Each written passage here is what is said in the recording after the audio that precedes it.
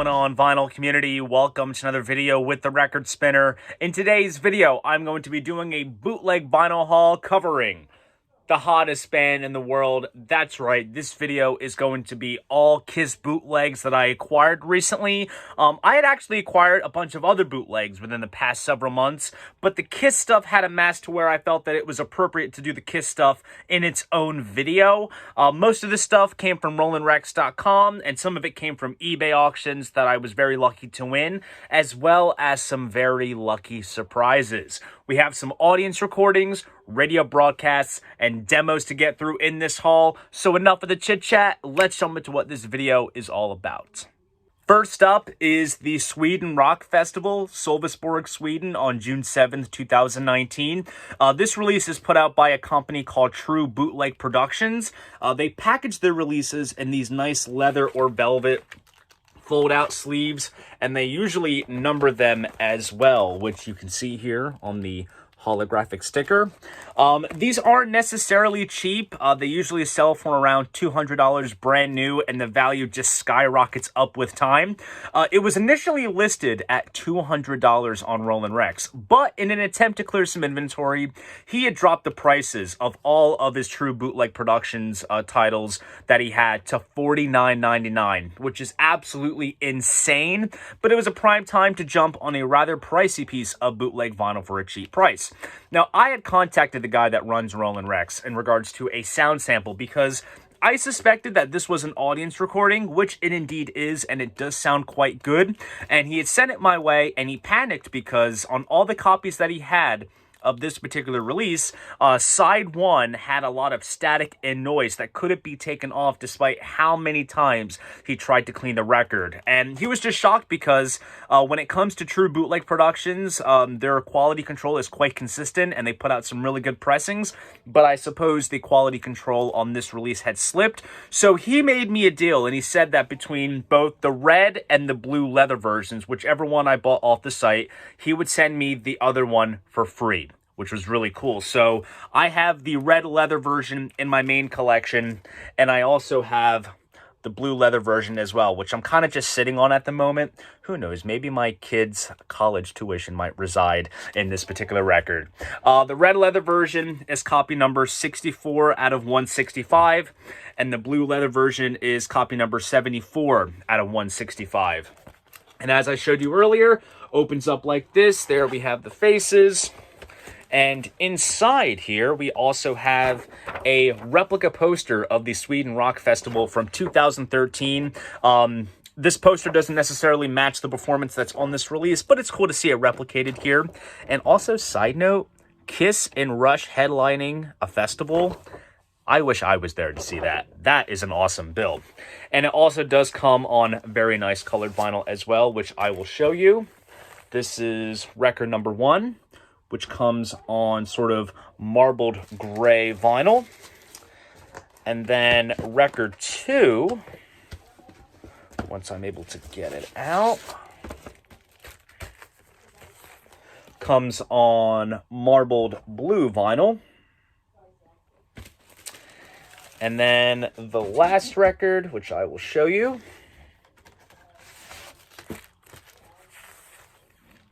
comes on marbled red vinyl, which looks really cool, kind of like a maroonish kind of red sort of. And this color scheme is also the exact same on the blue leather version as well. And as of filming this video, Kiss has not released anything from their current End of the Road tour, so for now this will serve as a nice little souvenir. Next up is Wicked Kisses. This came from Rollin' Rex, and this is a collection of various demos. Now, it's very hard to label this as a Kiss bootleg because the majority of the tracks on this release are taken from the Gene Simmons Vault box set. You know that box set where it costs $2,000, you meet him, and then he comes to your house for $50,000. absolutely nuts. But I've always wanted to hear these demos, so this release was a perfect time to do so. And what is interesting is that when it comes to Gene's demos, they almost completely got rewritten and rejiggered into Kiss songs. So we get to hear some very early versions of Kiss classics, such as Have Love Will Travel, which turned into Got Love for Sale, and Rotten to the Core, which years later turned into Hot and Cold on Sonic Boom. It was also a real treat to hear the original demo of Goin' Blind, which was originally called Little Lady, and it dates all the way back to the pre-Kiss band Wicked Lester. However, the one track that stands out like a sore thumb, but in a good way, is the track None of Your Business, which is actually a studio outtake from the Destroyer sessions with Peter Criss on vocals that has circulated for many years, and it's awesome to have it here on record. The artwork is pretty cool. It takes the artwork from the Japanese Originals box set from the late 90s. And then on the back, we have a pretty cool picture of Gene with Sammy the Serpent, which is quite fitting because these are mostly Gene demos. And this pressing comes on blue vinyl, or as my girlfriend calls it, Windex vinyl, because the shade of blue on this is very close to glass cleaner. Next up is Livin' the Dream. This is from an eBay auction that I won. This is a radio broadcast from the Lafayette Music Room in Memphis back in April of 1974. So this is just a little after the first album had come out, so it's cool to see a broadcast this early on in their career. This was definitely taped off air because the tape tends to flutter and drop out in some places, and it's not the most crystal clear broadcast recording. It's rough around the edges, but the band's performance is absolutely raw and loose, so it somewhat adds to the charm of this particular release. The set list all derives from the first album, along with an early pre-Dress to Kill version of the song She, and the big tree on this release is a song called You're Much Too Young, otherwise known as Acrobat. So Acrobat was a song that Kiss played at the clubs back in 1973, and they did record it for the first album, but they only used the first 2.5 minutes, which were instrumental, and it appeared on the record as Love Theme from Kiss. But the song shifts gears in the middle with a riff that almost is similar to the one that is used in Detroit Rock City, and there are some lyrics, so it's cool to have a broadcast version of that particular tune. And I should also mention that on Kissology Volume 1, the DVD, there is some silent 8mm footage of the band performing Acrobat, and they used this broadcast version as the audio to sync it up. So is it quasi-official? Not quite sure. But anyway, the cover does include a cool photo of the band, and then on the back, there they are, schlepping it up with the groupies. This pressing is limited to 100 copies, and it comes on somewhat milky clear vinyl, which is indeed pretty cool. Next up is a very big surprise. So when I received the shipping notification about the Livin' the Dream record, I realized that there were 2 tracking numbers, and I wasn't quite sure what was up with that. So upon receiving the mail one day, one package was, sure enough, Livin' the Dream, and the other one was something that I completely did not see coming. I was aware of this release, but I didn't see myself getting it simply because the value has gone up to 3 figures at this point, and I got my hands on it for literally nothing. And that is insane. And that is Montreal, Canada, 83. Now, this is a show from the Creatures of the Night tour. This uses multiple audience sources. There's the main one that takes up the majority of the recording, and then when the recording drops in and out, there's a backup source that was used. But this release right here is a perfect example of how some bootleg releases outdo official releases when it comes down to the packaging. Right off the bat, the front pays homage to Kiss Alive 2 with the text and the photos, as well as the backside here, which you can see. This also comes with a Japanese-style obi strip, which comes off just like so. It's a gatefold sleeve, which has a brief written piece on the Canadian shows from the Creatures tour, along with some photos. There is also a really cool poster of the band, which you can see right here. And then to add even more uniqueness to this, this comes with a little build your own Kiss War Machine, and you can cut out these parts and make a little tank, which references Eric Carr's Drum Riser. This is easily the kind of stuff you would find with a 70s Kiss record. It's just so cool to see.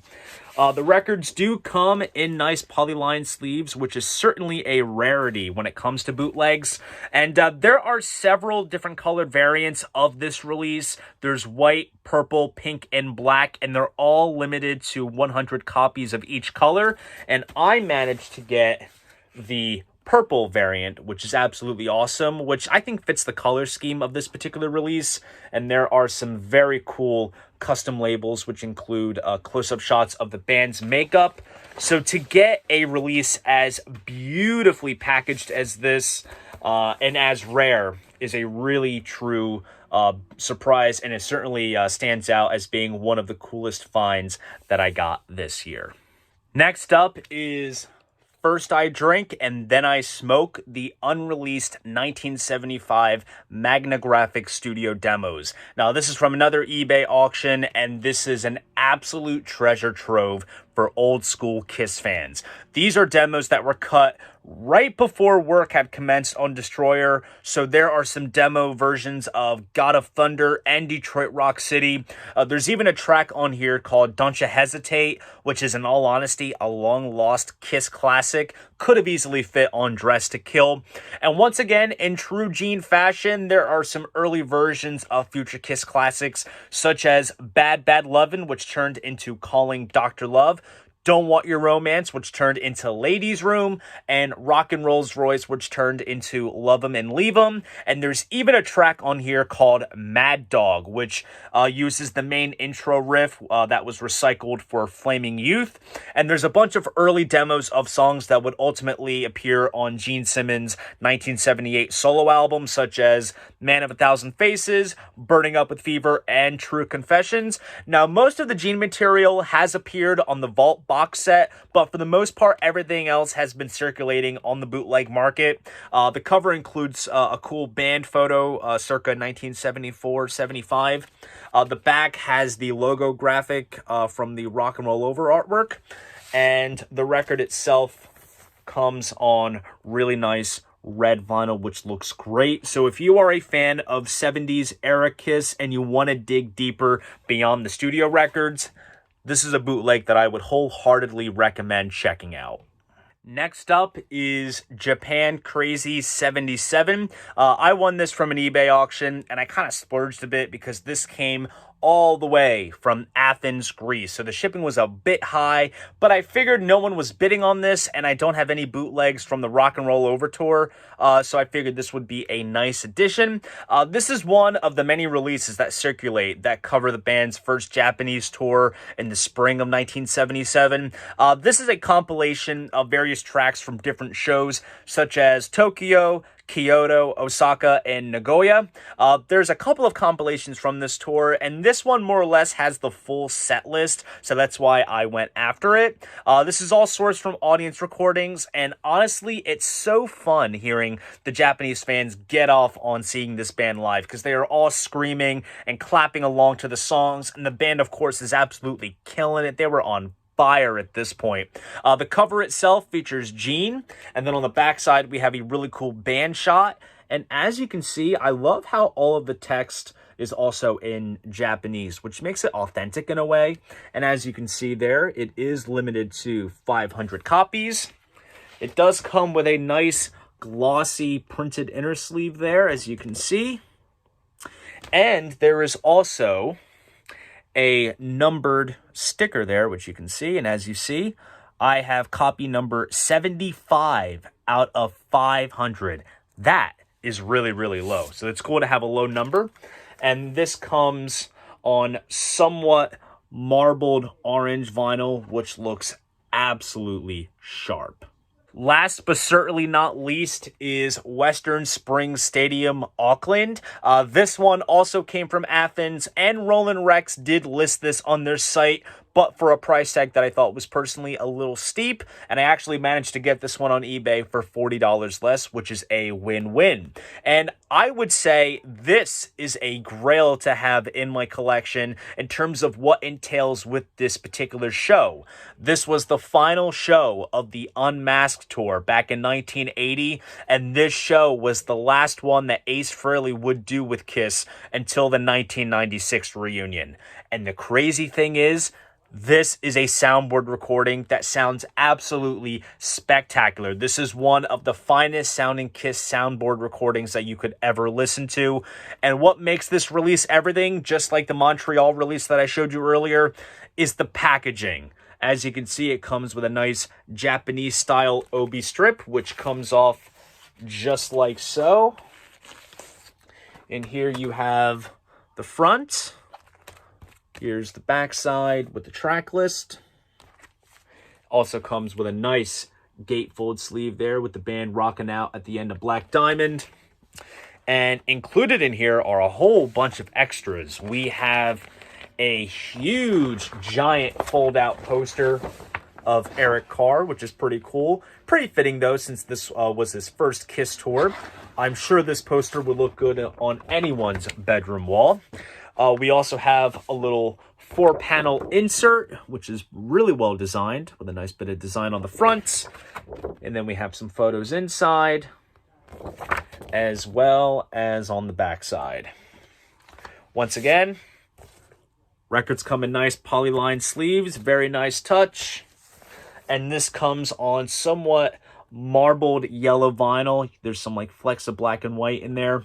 And as you can see by the center label, it kind of mimics the Dynasty Unmasked custom label with the photo on the top half and the text on the bottom, which is a very nice touch. And then just for the sake of showing everything, I'm going to show you the second LP as well.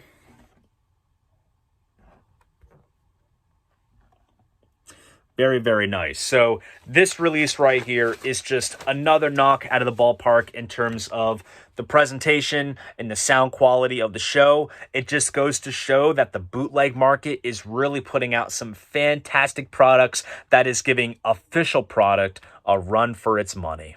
So there you guys go. That is my bootleg vinyl haul of the hottest band in the world, Kiss. If you enjoyed this video, please go ahead, give it a like, subscribe to the channel. And if you want to support this channel, be sure to check me out on Patreon. See you guys in the next video. And most importantly, keep the records spinning.